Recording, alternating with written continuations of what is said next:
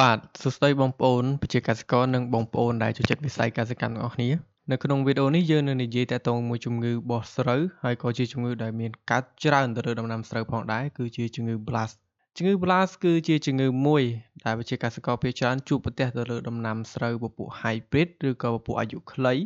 ដែលអ្នកខ្លះគេហៅថាពពួករលាកស្លឹកឬក៏អ្នកខ្លះហៅថាក្រាអ្នកខ្លះហៅថារលាកកគួរឬក៏រលាកថ្នាំងគួរចឹងពាក្យបច្ចេកទេសរបស់វាគឺយើងហៅថាជំងឺ Blast ជំងឺ Blast គឺជាជំងឺដែលបង្កឡើងពីមេរោគផ្សិតដែលមានឈ្មោះថា Follicularia oryzae ជំងឺនេះគឺបង្កឲ្យមានហានិភ័យពីរទៅលើដំណាំស្រូវទី1ហានិភ័យទៅលើស្លឹកទី2ហានិភ័យទៅលើកគួរឬក៏ថ្នាំងគួរនៅពេលដែលវាកើតនៅលើស្លឹកដំបូងគឺយើងអាចសង្កេតឃើញនៅលើស្លឹកមានស្នាមពណ៌ប្រផេះ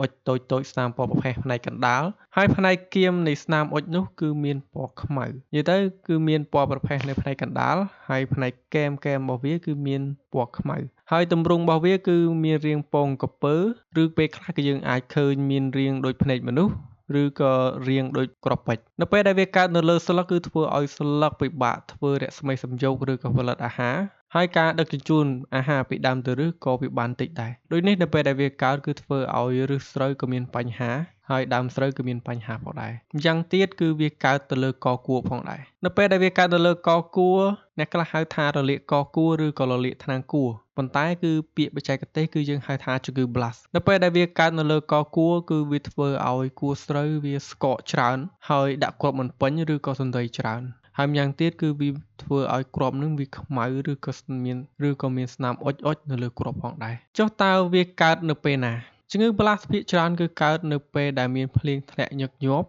សំណើមខ្ពស់ឬក៏មេឃអត់មានថ្ងៃគ្រប់គ្រាន់ឬក៏អាកាសធាតុស្អុះស្អាប់ខ្លាំងចុះតើជំងឺនឹងកើតឡើងពីណាមកដោយសារតែនៅពេលដែលស្រូវកំពុងលូតលាស់គឺយើងអត់ឃើញមានជំងឺ Blast នឹងមកទេប៉ុន្តែនៅពេលដែលអាកាសធាតុប្រែប្រួលភ្លាមគឺធ្វើឲ្យស្រូវវាឈឺឬក៏កើតជំងឺ Blast នឹងមកការពិតទៅនៅខាងក្នុងស្រែគឺមានពពួកផ្សិត Follicularia oryzae នឹងសាច់ទៅហើយប៉ុន្តែនៅពេលដែលអាកាសធាតុសមស្របគឺធ្វើឲ្យដើមស្រូវនឹងគឺមានសុខភាពល្អវានឹងប្រឆាំងជាមួយនឹងជំងឺនឹង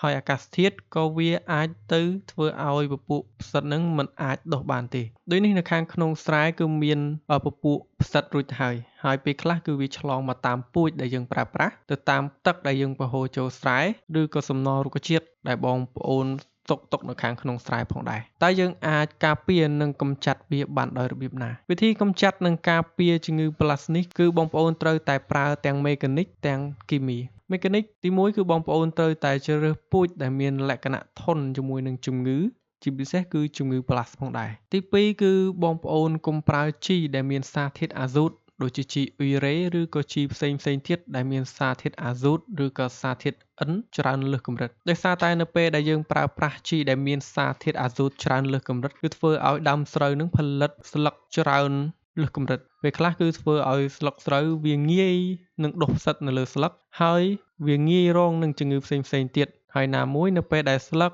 វាដុះលឿនពេកគឺធ្វើឲ្យស្លឹកហ្នឹងវាងាយរងនឹងសំណើមនៅពេលដែលសើមតិចតួចគឺវាអាចធ្វើឲ្យផ្សិតនឹងងាយជ្រាបចូលនិងដុះនៅខាងក្នុងហ្នឹងទី3គឺព្យួរលុបកញ្ច្រាំងឲ្យរលួយការព្យួរលុបកញ្ច្រាំងឲ្យរលួយនេះគឺបងប្អូនត្រូវតែធ្វើសារកញ្ច្រាំងកំឡុងការនៃការរលួយរបស់វាគឺវានឹងបញ្ចេញសារធាតុពុលដូចជាសារធាតុមេតានជាដើមដែលធ្វើឲ្យស្រូវមានបញ្ហាហើយបើសិនជាវាអត់រលួយវានឹងរក្សាពពួកផ្សិតផ្សេងទៀតនៅខាងក្នុងស្រែកាន់តែច្រើនហើយណាមួយស្រូវបងប្អូនគឺអត់មានសុខភាពល្អទេវាងាយរងនៅជំងឺនិងសត្វល្អិតទី4បងប្អូនត្រូវតែកម្ចាត់ស្មៅឲ្យស្អាតដោយសារតែស្មៅគឺជាកត្តានៃការចម្លងជំងឺ Blast និងជំងឺផ្សេងទៀតអញ្ចឹងបងប្អូនត្រូវតែកម្ចាត់ស្មៅឲ្យស្អាតដើម្បីជៀសវាងនៃការឆ្លងជំងឺហើយនឹងចំណេញការប្រើប្រាស់ជីផងដែរទី5គឺវិធីចុងក្រោយគឺបងប្អូនត្រូវតែបាញ់ថ្នាំការពារនិងព្យាបាលឲ្យទាន់ពេលវេលាអញ្ចឹងបាញ់ថ្នាំការពារគឺយើងការពារ